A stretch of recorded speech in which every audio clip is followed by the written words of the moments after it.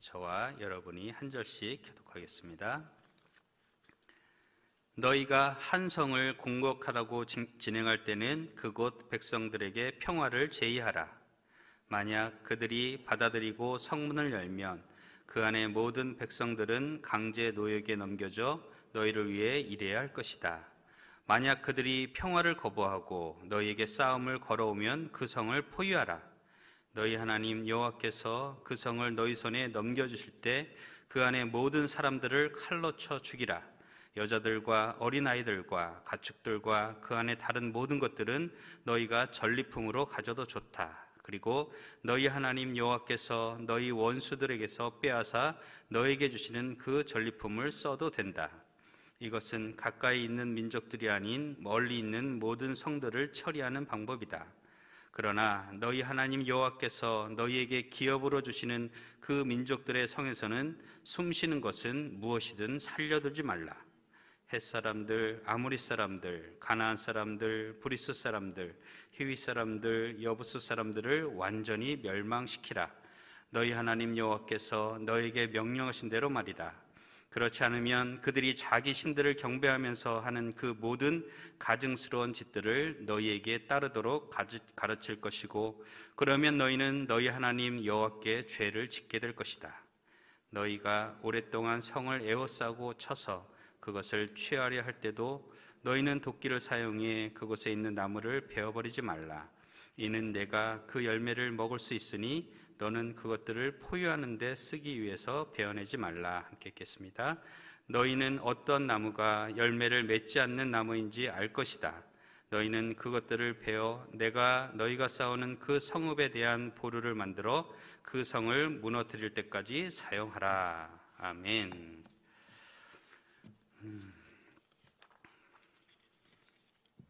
오늘 본문은 가나안 전쟁과 관련된 두 가지 전쟁 방식에 대해서 말씀을 하고 있습니다. 먼저 10절에서 15절까지의 말씀은 가나안 밖에 있는 멀리 있는 성들에 대한 전쟁에 대한 그 방법을 말씀하시고, 또 16절에서 18절은 가나안 땅, 가나안 내부에 있는 이방 민족들과의 전쟁 방식에 대해서 말씀을 하십니다. 가나안 밖, 멀리 있는 성들, 그 민족들하고 전쟁을 할 때는 무조건 처음부터 싸움을 하지 말고 그들에게 먼저 전쟁 선포를 하고 평화 제의를 하라는 것입니다. 그래서 그들이 만약 항복한다면 그들을 살려주고 그들이 가지고 있는 모든 노동력, 자원들을 전리품으로 사용해도 된다라고 하나님은 말씀하십니다. 그러나 만약 이들이 평화 제의를 거부한다면 전쟁을 해서 남자들은 다 죽이고 또 여자와 아이들, 나머지 전리품들은 사용하라라고 말씀을 하십니다. 그러나 이 가나안 성, 또 가나안 땅 밖에 있는 민족들하고 전쟁하고 또 상반되는 내용은 가나안 내부에 있는 민족들하고 전쟁할 때입니다. 그들에 대해서는 하나님은 이렇게 말씀하십니다. 우리 본문 16절의 말씀 한 번 더 같이 합독하겠습니다. 그러나 너희 하나님 여호와께서 너희에게 기업으로 주시는 그 민족들의 성에서는 숨쉬는 것은 무엇이든 살려두지 말라. 숨쉬는 것은 무엇이든 살려두지 말라. 남자, 여자, 아이, 가축까지도 완전히 진멸하라. 즉 헤렘 전쟁을 하나님은 명령하고 있습니다. 가나안 밖과는 평화협상을 통해서 전쟁 여부를 결정하지만 가나안 내부에 있는 민족들하고는 평화협상이나 아무런 그런 선전포고 없이 그대로 진군을 하고 완전히 진멸하라는 것입니다. 이 명령에 대해서 세상 사람들은 도저히 이해하지 못할 겁니다. 그리고 크리스천인 우리들도 한편으로는 조금 마음에 걸리는 부분이에요. 남자들하고 싸워서 남자들을 죽이는 것은 좀 이해가 됩니다. 왜냐하면 남자들은 군사들이기 때문에 자칫 또 반란을 일으킬 수 있어서 남자들까지 죽이는 것은 이해하지만 가나안에 있는 모든 여자들, 아이들, 가축들까지 완전히 진멸하라. 이 명령은 조금 이해가 안 될 수도 있습니다. 그러나 사랑하는 여러분, 하나님이 말씀하시는 전쟁, 특별히 진멸 전쟁, 헤렘 전쟁의 방식은 이 시대 우리의 시각으로 봐서는 안 됩니다. 만약 이 시대에 어떤 나라 간의 전쟁 간에 이러한 진멸 정책을 한다면 어떤 언론이든 가만히 두지 않을 것입니다. 엄청 정말 비판할 것이고 상당히 욕까지 할 것입니다. 그러나 우리가 성경에 나타난 이 하나님의 전쟁을 이 시대 현대의 전쟁 시각으로 바라보면 안 됩니다. 우리가 하나님의 전쟁 이야기를 몇 가지 알고 있습니다. 하나님은 여리고 성을 돌 때 왜 쳐들어가는 것이 아니라 그 성을 돌라고 명령을 하셨을까요? 왜 그 다음에 작은 아이성의 전투에서는 오히려 이스라엘이 우세한 전력에도 불구하고도 졌을까요? 또 한참 뒤의 이야기지만 기드온과 300용사의 이야기를 우리가 알고 있습니다. 왜 하나님은 그 많은 군사가 아닌 단 300명이면 충분하다고 말씀을 하셨을까요? 가나안 전쟁의 목적은 땅을 넓히는 것이 아닙니다. 지역을 점령하는 것이 아니고 물자를 확보하는 것도 아니고 어떤 자유와 인권을 얻기 위한 목적의 전쟁은 아닙니다. 가나안 전쟁의 목적은 하나입니다. 하나님의 말씀을 순종하는가 안 하는가입니다. 바로 신앙의 전쟁인 것이 무슨 가나안 땅을 얻고자 하는 게 가나안 전쟁의 목적이 아니라는 것입니다. 가나안 밖의 백성들과는 협상을 하라. 그러나 가나안 내부의 민족들과는 협상 없이 완전히 들어가서 진멸하라. 이 가운데 혹시 우리가 어떤 전쟁을 하면서 인간적인 판단으로 그래도 뭐 이렇게 불쌍한 이들은 살려두면 되지 않은가? 만약 그렇게 되면 어떻게 될까요? 실제 현대전에서 있었던 일인데요. 아프가니스탄 전쟁에서 한 미군 특수부대의 이야기입니다. 한 특수부대가 특별한 임무를 띠고 한 마을에 몰래 침투하는, 잠입을 하는 작전을 받았습니다. 그래서 멀리서부터 산길을 타고 이렇게 마을로 침투하던 중에 사람 눈에 발각되면 안 되는데 산에서 양을 치던 어린 목동하고 마주쳤어요. 그래서 이 군인들은 조금 당황했습니다. 군인들 내부 안에 여러 의견이 나왔어요. 원칙대로 아이지만 죽여야 된다. 왜냐하면 우리를 봤기 때문에 혹시 그로 인해 우리의 작전에 피해가 올 수 있다. 또 어떤 군인은 그래도 어린아이인데 살려둬야 되지 않냐. 우리가 나무에 꽁꽁 묶어두고 작전하고 돌아올 때 풀어주면 되지 않냐 등 여러 가지 의견이 나왔습니다. 그리고 어떻게 결론을 내렸냐. 어린아이기 때문에 아주 엄중하게 타일렀습니다. 우리를 봤다고 절대 아무에게도 얘기하지 말라. 그렇게 하면은 나중에 큰 일이 일어날 것이다 하고 하여튼 혼도 내고 당부도 하면서 어린이기 때문에 풀어졌습니다.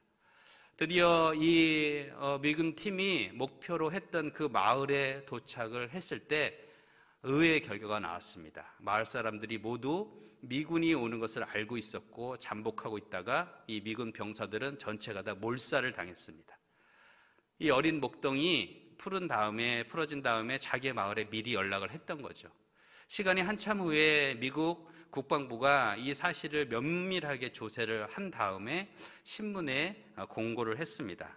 이 작전은 실패했다. 그리고 실패의 원인은 명령 불복종이었다.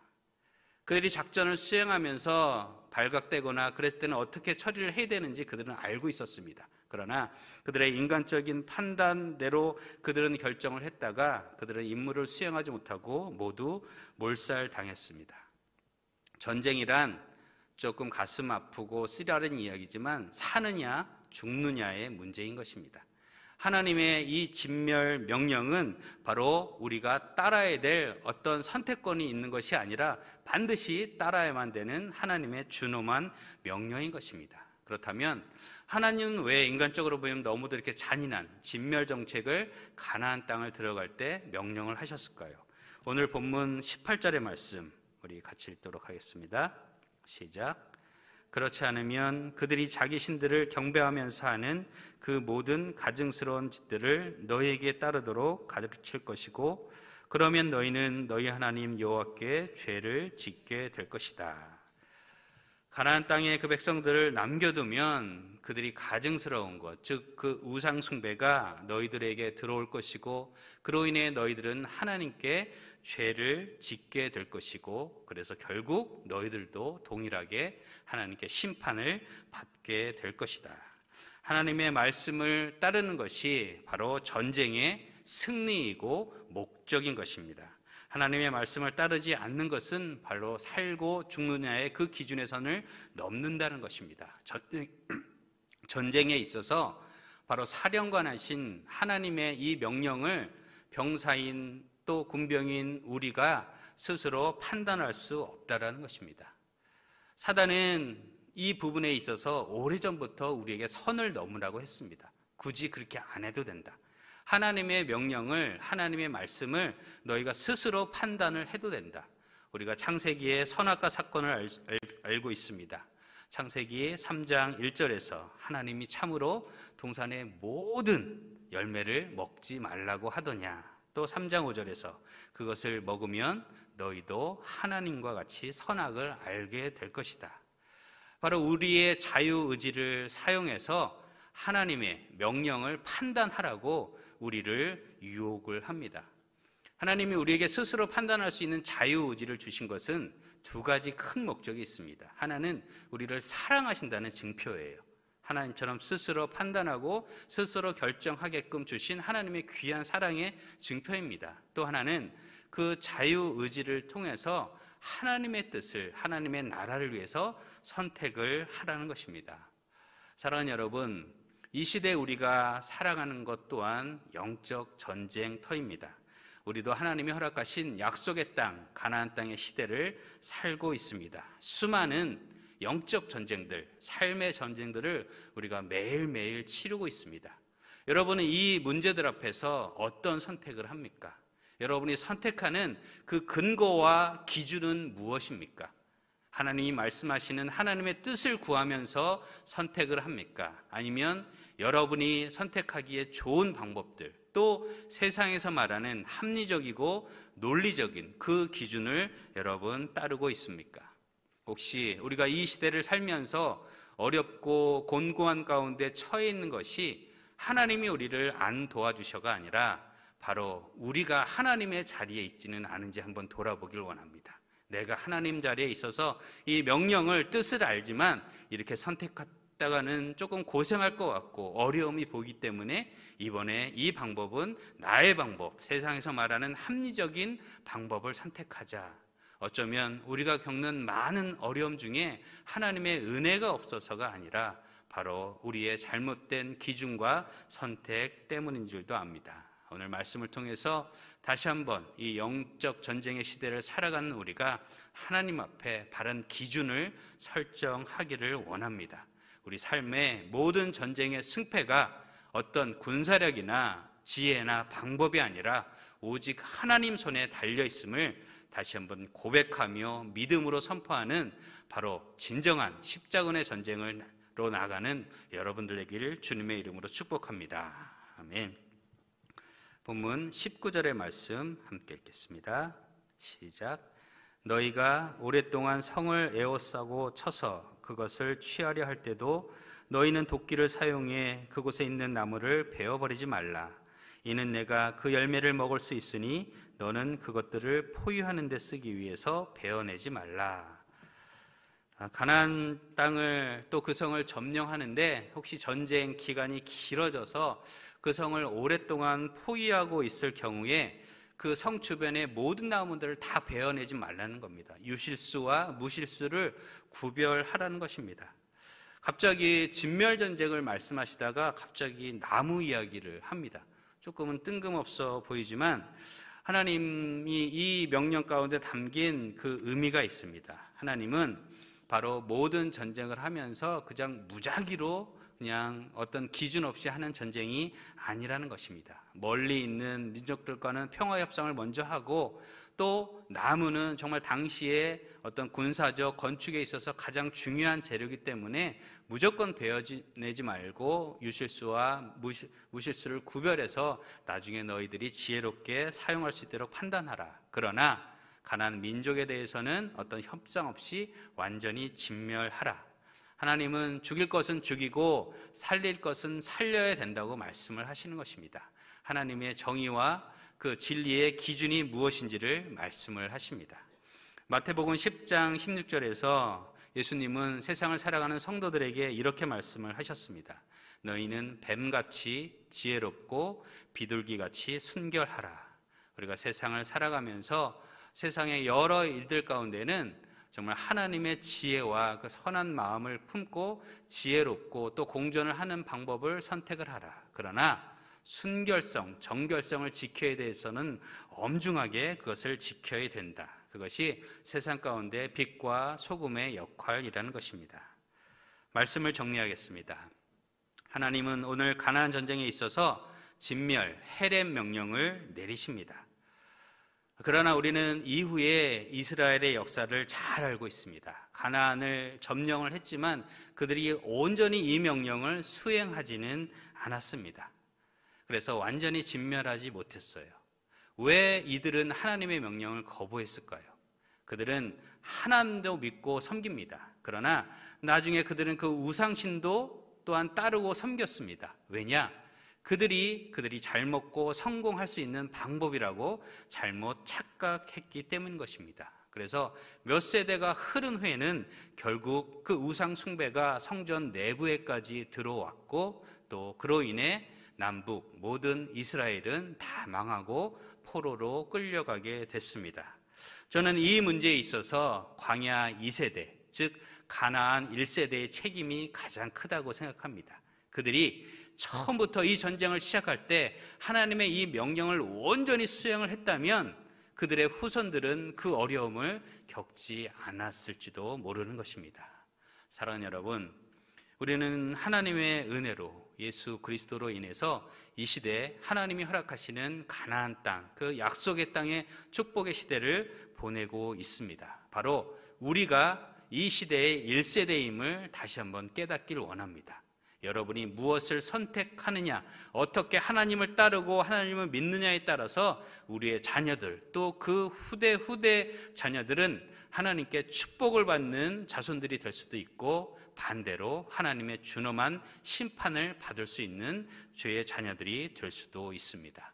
오늘 이 시간, 오늘을 살아가면서 여러분이 판단하는 그 근거와 기준은 무엇입니까? 여러분이 선택하고자 하는 그것의 목적과 또 이유는 무엇입니까? 다시 한번 오늘 말씀을 다시 한번 새기며 이 영적 전쟁에 있어서 하나님의 명령을 온전히 수행해서 하나님 주시는 이 가나안의 온전한 축복을 모두 누리는 여러분, 또 우리의 자녀와 후손에게 물려주는 믿음의 1세대가 되기를 다시 한번 주님의 이름으로 축복합니다. 아멘. 오늘 주신 말씀을 붙들고 함께 기도하며 나아가겠습니다. 하나님은 가나안에 들어갈 때 그 안에 또 그 멀리 있는 외부의 민족들과 전쟁 방식을 따로따로 말씀을 하십니다. 멀리 있는 민족들하고는 협상을 통해서 전쟁 여부를 결정하라. 그러나 가나안 내부에 있는 민족들과는 협상 없이 진멸 정책을 명령하십니다. 왜 이런 명령을 하실까요? 가나안 전쟁의 목적은 땅을 얻기 위한 것이 아닙니다. 영토 확장도 아니고 어떤 군사력의 싸움도 아니고 재력도 아니고 자유와 인권의 문제도 아니라 바로 가나안 전쟁의 목적은 하나님의 말씀을 따르는가 안 따르는가입니다. 그것이 여리고성 전투의 결과였고 또 아이성의 쓰라린 패배의 결과였습니다. 이것은 바로 사냐 죽느냐의 문제인 것입니다. 사랑하는 여러분, 이후의 이스라엘 역사를 우리가 압니다. 그 1세대가 이것을 경홀히 여겼기 때문에 스스로의 판단을 하나님과 기준과 동등되이 여겼기 때문에 그 후세대는 더 하나님을 따르지 않았고 더 심하게 우상숭배에 빠졌습니다. 이 시대 여러분의 가정 가운데 하나님이 허락하시는 이 땅 가운데 여러분이 우리가 1세대임을 다시 한번 자각하길 원합니다. 그저 이 정도면 되지 않은가? 내가 90%는 하나님의 말씀을 따르고 10% 정도는 내 생각대로 세상의 기준대로 해도 되지 않는가? 아마도 이 시대, 우리의 시대 때는 큰 결과를 모를 수도 있습니다. 그러나 이것이 2대, 3대, 4대 흘러가면 정말 놀라운 결과로 벌어질 수가 있는 것입니다. 사랑하는 여러분, 다시 한번 오늘 말씀을 통해서 우리 삶의 방식, 기준, 목적 다시 한번 하나님 그 말씀을 중심으로 놓고 나가기를 정말 강하게 권면드립니다. 오늘 각자 주신 말씀을 붙들고 함께 기도하시겠습니다.